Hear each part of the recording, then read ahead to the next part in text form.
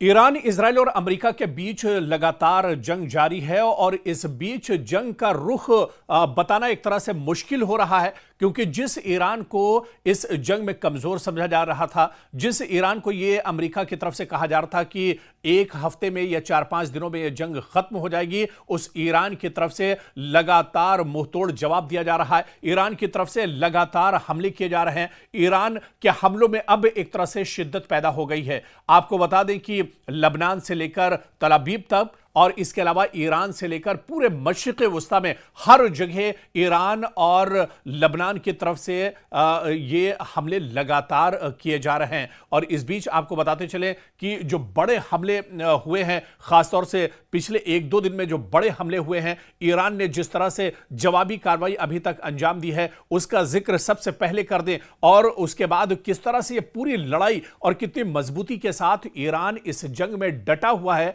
वो भी हम आपको बताएंगे। लेकिन सबसे पहले पिछले कुछ घंटों का जो अपडेट है वो हम आपको बता देते हैं। किस तरह से इस जंग में मजबूती के साथ ईरान खड़ा है, वो तस्वीर हम आपको बता देते हैं। आप देखिए कि पूरे मशरिक़ वस्ता में पिछले 10-15 दिनों से आप देखिए किस तरह से यह जंग लड़ी जा रही है। और इस बीच में आप देखिए कि सबसे ज्यादा जो नुकसान हुआ है वो इजराइल और अमेरिका का हुआ है। यानी पूरे मशरिक़ वस्ता में, मिडिल ईस्ट में जहां जहां अमेरिका का इंफ्रास्ट्रक्चर है, अमेरिका के तंसीबात हैं, उन्हें काफी ज्यादा नुकसान हुआ है। शुरुआत अगर इराक से करें तो बगदाद में अमेरिकी सिफारतखाने पर मिसाइल से बड़ा हमला किया गया है और इसी से पूरे इलाके में एक तरह से कशीदगी बढ़ गई है। मुत्तहिदा अरब अमारात की बात करें, यानी यूएई की बात करें, तो यहां पर फुजैरा के ऑयल पोर्ट के करीब ड्रोन से बड़ा हमला हुआ है जिसमें आग लग गई और उसके बाद काफी ज्यादा नुकसान फुजैरा ऑयल रिफाइनरी पर किया गया है। इसके अलावा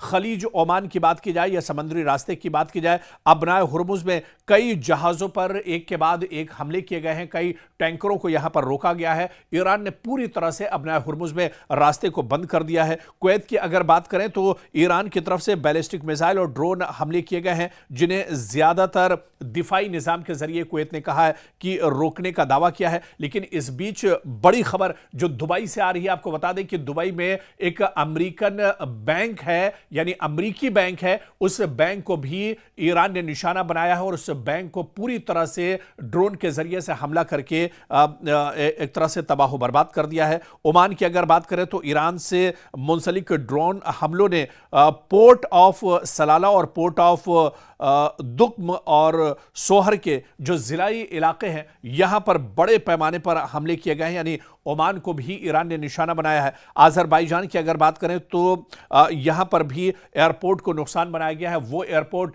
जहां से अमेरिका अपना दरअसल पूरी कार्रवाई करता है, अमेरिका का ये दरअसल एयरबेस है आज़रबाईजान में, यहां पर भी नुकसान पहुंचाने की कोशिश ईरान की तरफ से की गई है। तो यह मशरिक़ वस्ता की तस्वीर है जहां पर लगातार एक तरह से हमले हो रहे हैं। और इस बीच अगर तल अवीव की बात करें, शोहम जो एक जगह इजराइल में, वहां की बात करें, या इसी तरह से दूसरे जो इजराइल के इलाके हैं, यहां पर भी बड़े पैमाने पर ईरान की तरफ से हमले किए जा रहे हैं। ईरान जो पहले शुरुआती तौर पर जिस तरह से हमने देखा कि ईरान की तरफ से ड्रोन हमले किए जा रहे थे, रॉकेट के जरिए से हमले किए जा रहे थे और अक्सर ये हमले एक तरह से नाकाम इजराइल कर दे रहा था। लेकिन अब बड़ा कदम उठाते हुए ईरान ने मिसाइल अटैक शुरू किए हैं इजराइल के ऊपर और यही वजह है कि तल अवीव में बहुत बड़े पैमाने पर नुकसान अब तक उठाना पड़ा है इजराइल को। और इसके अलावा दूसरे जो इलाके हैं, मशरिक़ी यरूशलेम की बात करें तो यहां पर बड़े पैमाने पर अब ईरान ने हमले शुरू किए हैं और इसी तरह से और जो दूसरे इलाके हैं, यहां पर भी ईरान की तरफ से लगातार हमले किए जा रहे हैं।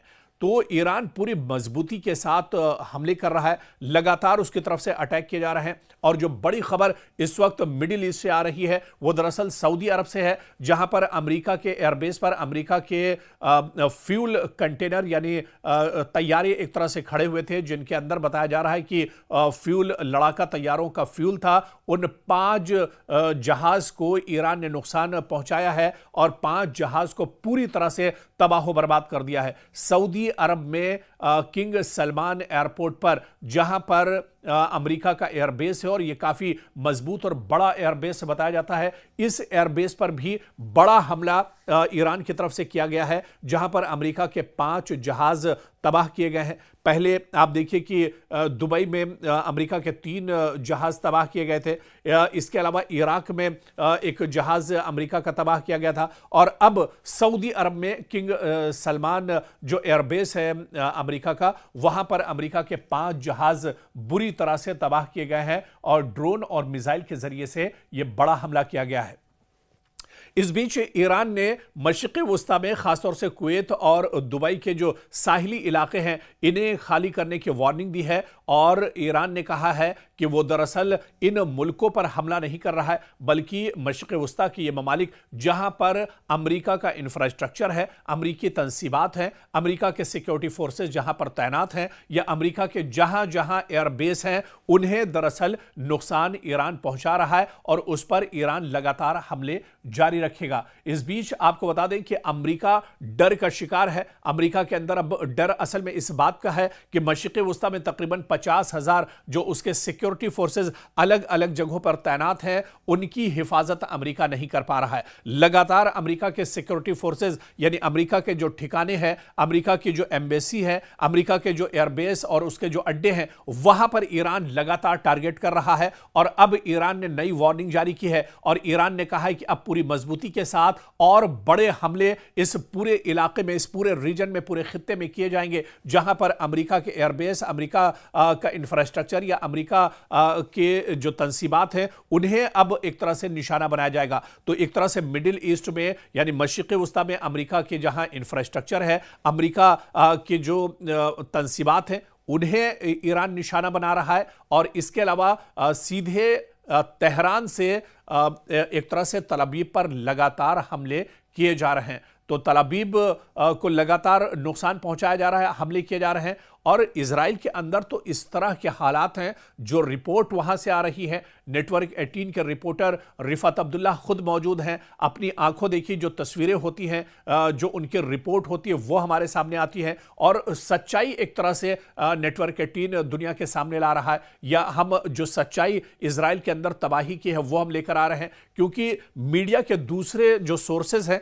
उसके जरिए से इस तरह की तस्वीरें निकलकर सामने नहीं आ रही है। लेकिन असल तस्वीर इजराइल के अंदर, दरअसल पूरे इजराइल के अंदर हाहाकार मचा हुआ है, पूरे इजराइल के अंदर दरअसल अफरा तफरी का माहौल है और हर वक्त खतरे के सायरन लगातार पूरे इजराइल में एक तरह से बज रहे हैं। एक शहर में सायरन बजता है तो दूसरे शहर में हमला होता है, एक शहर में वार्निंग दी जाती है तो तीसरा शहर में अफरा तफरी की खबरें आती हैं। तो लगातार पूरे इजराइल में अफरा तफरी मची हुई है। दरअसल इजराइल ने नहीं सोचा था कि अमेरिका के साथ वो जंग लड़ेगा, अमेरिका के साथ मुश्तरका जंग लड़ेगा तो अमेरिका इजराइल को बचा लेगा। दरअसल ये इजराइल की गलतफहमी थी जो अब निकलकर सामने आ रही है। हालांकि इससे पहले जंग किस तरह से लड़ी जाती है, कितनी मजबूती के साथ ईरान जंग लड़ेगा, इसकी एक बानगी जब 12 दिनों की जंग हुई थी उस वक्त ईरान ने दे दिया था। ईरान ने उस वक्त बता दिया था कि ईरान कितनी मजबूती के साथ इजराइल को जवाब दे सकता है। 12 दिनों की जंग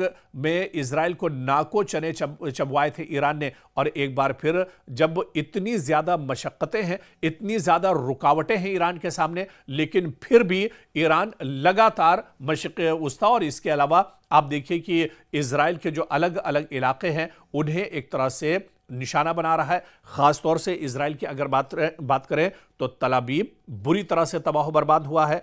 हैफा की बात करें, यह शहर बहुत इंपॉर्टेंट है, यहां पर भी बड़े पैमाने पर ईरान ने तबाही मचाई है। मशरिक़ी यरूशलेम में भी बड़े पैमाने पर नुकसान पहुंचाया गया है। शिहोम एक बहुत इंपॉर्टेंट शहर है इजराइल का, यहां पर भी बड़े पैमाने पर हमला किया गया है। शिहोम में कई जो ऑयल रिफाइनरी है उसे भी एक तरह से टारगेट किया गया है और इसी तरह से एक जो एयरपोर्ट है, बहुत इंपॉर्टेंट एयरपोर्ट जिसे ईरान इससे पहले भी निशाना बना चुका है, वहां पर भी एक बार फिर से ईरान ने यह हमला किया है।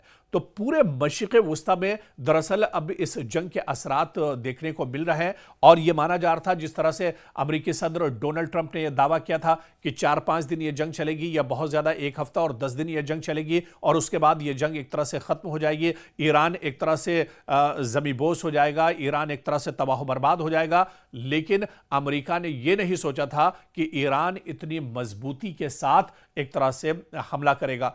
और ईरान के जो पासदाराने इनकलाब है, रिवॉल्यूशनरी गार्ड है, जो सबसे बड़ी ताकत ईरान की है, उन्होंने अब दावा किया है कि यह जंग 10 साल भी चलेगी तो ईरान इसी तरह की मजबूती के साथ यह जंग 10 साल तक लड़ता रहेगा। और अब तो बाकायदा जो नई तस्वीरें रिवॉल्यूशनरी गार्ड्स ने जारी की हैं, जो पूरा गोडाउन है, जो पूरा टनल्स के अंदर जो ड्रोन्स का जखीरा, एक तरह से जो खजाना हथियारों का ईरान के पास है, उसकी तस्वीरें भी अब एक तरह से ईरान ने शाये कर दी है। और ईरान ने दिखाया कि उसकी ताकत कितनी ज्यादा है, क्योंकि ईरान के पास कोई एयरफोर्स नहीं है, लेकिन ईरान की जो सबसे बड़ी ताकत है वो दरअसल ईरान के मिसाइलों का जो जखीरा है वो है। और उससे भी बढ़कर जो ड्रोन है, बहुत खतरनाक ड्रोन ईरान के पास मौजूद है, और यही सबसे बड़ी ताकत दरअसल ईरान की बताई जाती है। तो अब ईरान ने ये चीज भी इजराइल और अमेरिका के सामने खोलकर रख दी है। ईरान पहले से भी कहता रहा है कि उसके पास कोई एटमी हथियार नहीं है, उसने कोई एटमी हथियार नहीं बनाया है, जिसका बाकायदा पूरा प्रोपेगेंडा इजराइल और अमेरिका ने किया। पूरी दुनिया के सामने इजराइल को एक तरह से बदनाम किया गया, और इसी बहाने से अमेरिका ने कई साल पहले से ईरान के ऊपर पाबंदियां लगाकर रखी हैं कि पूरी दुनिया को ईरान से खतरा है। यह दरअसल इजराइल और अमेरिका का प्रोपेगेंडा था, जो अब दुनिया के सामने निकलकर एक तरह से सामने आ चुका है। दुनिया के कई ममालिक ने अभी इसे माना है कि ईरान पर दरअसल यह जंग जबरदस्ती थोपी गई है, इसके पीछे कोई एटमी बम या इस तरह की कोई चीज ईरान के पास नहीं है। यह सिर्फ और सिर्फ मशरिक़ वुस्ता में इजराइल और अमेरिका की दादागिरी है, या यह कहा जाए कि मशरिक़ वुस्ता में इजराइल को बचाने के लिए अमेरिका यह नापाक हरकत इजराइल के साथ मिलकर एक तरह से कर रहा है। ईरान के पास कोई एटमी हथियार नहीं है, यह तस्वीर अब एक तरह से और ज्यादा वाज़ेह हो गई है। और ऐसे में जब यह जंग बढ़ती जा रही है, इस बीच आप देखिए बहुत बड़ी खबर आ रही है कि ईरान के रिवॉल्यूशनरी गार्ड्स ने अब यहां पर वार्निंग दी है पूरे गल्फ में, पूरे मिडिल ईस्ट में। कहा है कि जो ऑयल पोर्ट्स के नजदीक के जो इलाके हैं, या फॉरेन मिनिस्टर के जो आसपास के जो इलाके हैं, अमरीकी तंसीबात के आसपास के जो इलाके हैं, उसे फौरन खाली कर दिया जाए। और फॉरेन मिनिस्टर अब्बास अराक्ची ने यहां पर वार्निंग दी है कि यूएस कंपनीज जो मिडिल ईस्ट में मौजूद हैं, उन पर लगातार तेहरान की तरफ से हमले होते रहेंगे, और उनका जो इंफ्रास्ट्रक्चर है उसे बुरी तरह से तबाह बर्बाद कर दिया जाएगा, उसे खत्म कर दिया जाएगा। तो इस बीच ईरान के फॉरेन मिनिस्टर अब्बास अराक्ची ने बड़ा बयान दिया है। उन्होंने मिडिल ईस्ट में अमेरिका की जो तंसीबात हैं वहां से कहा है कि जो रिहायशी इलाके हैं उन्हें खाली कर दिया जाए। यहां बड़े हमले कभी भी हो सकते हैं। लगातार अमेरिका की तंसीबात को नुकसान पहुंचाया जा रहा है, लगातार अमेरिका की जो तंसीबात हैं उन्हें तबाह बर्बाद किया जा रहा है, उसे टारगेट किया जा रहा है। और ऐसे में ईरान ने एक बार फिर से जो रिहायशी इलाके हैं, जो यहां के रिहायशी हैं मशरिक़ वुस्ता में, उन्हें एक तरह से कहा है कि वो इन पूरे इलाकों को दरअसल खाली कर दें।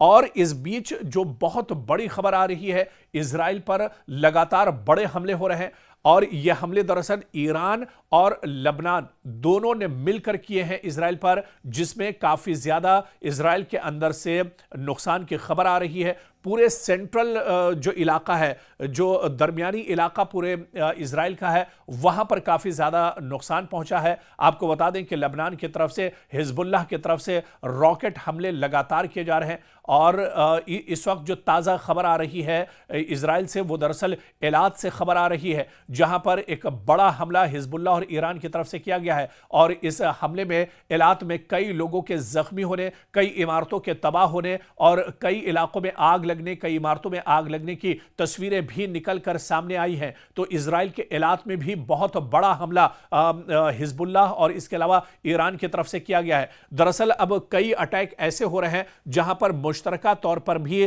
हिजबुल्लाह और ईरान की तरफ से अटैक किए जा रहे हैं। ऐसे ही एक बड़ा हमला इजराइल के एलात शहर में हुआ है। एलात शहर दरअसल मिडिल इजराइल में आता है और मिडिल इजराइल का मतलब यह है कि इजराइल के दिल पर एक तरह से ईरान ने अब हमला कर दिया है। इजराइल का जो मेन शहर एलात है वहां पर एक बड़ा हमला अब रॉकेट के जरिए से और मिसाइल के जरिए से ईरान और हिजबुल्लाह की तरफ से किया गया है। और इस हमले में शुरुआती तौर पर जो खबर निकल कर आ रही है कि इसमें कई लोग जख्मी हुए हैं, कई इमारतों को नुकसान पहुंचा है। पूरे इलाके में दरअसल एक तरह से आग के शोले और धुआं उठता हुआ नजर आ रहा है। लेकिन इस बीच आपको बता दें कि अबनाए हुर्मुज को लेकर पूरी दुनिया में हाहाकार मचा हुआ है।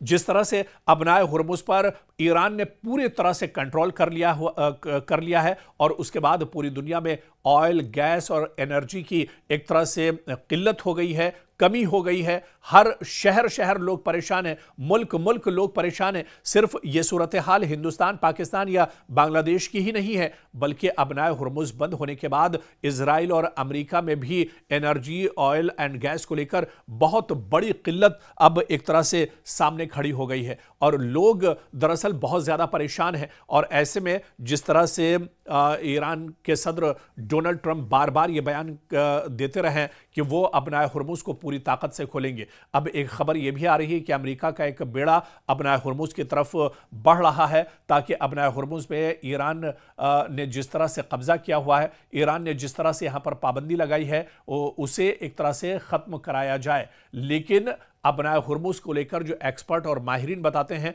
कि अबनाए हुर्मुज में ईरान की पकड़ दरअसल बहुत मजबूत है। ईरान यहां पर बहुत मजबूती के साथ दरअसल उसने पूरे अबनाए हुर्मुज का घेरा किया हुआ है, चहरबंदी उसने एक तरह से कर दी है। और अमेरिका कितनी भी बातें बना ले, क्योंकि वही डोनाल्ड ट्रंप, उन्हीं का यह बयान है जिन्होंने कहा था कि 4-5 दिन यह जंग चलेगी या 1 हफ्ते और 10 दिन यह जंग चलेगी। लेकिन जंग आप देखिए कि आधे महीना तकरीबन इस जंग का गुजर चुका है, लेकिन इजराइल और अमेरिका अभी उस तरह से ईरान को नहीं भेद पाए हैं जितना कमजोर ईरान को समझा जा रहा था। तो अबनाए हुर्मुज में भी पूरी तैयारी के साथ एक तरह से ईरान मौजूद है और अबनाए हुर्मुज में भी लगातार ईरान का यह कहना है कि जब तक अमेरिका या इजराइल पीछे नहीं हटेंगे, अबनाए हुर्मुज से किसी को निकलने की इजाजत नहीं दी जाएगी।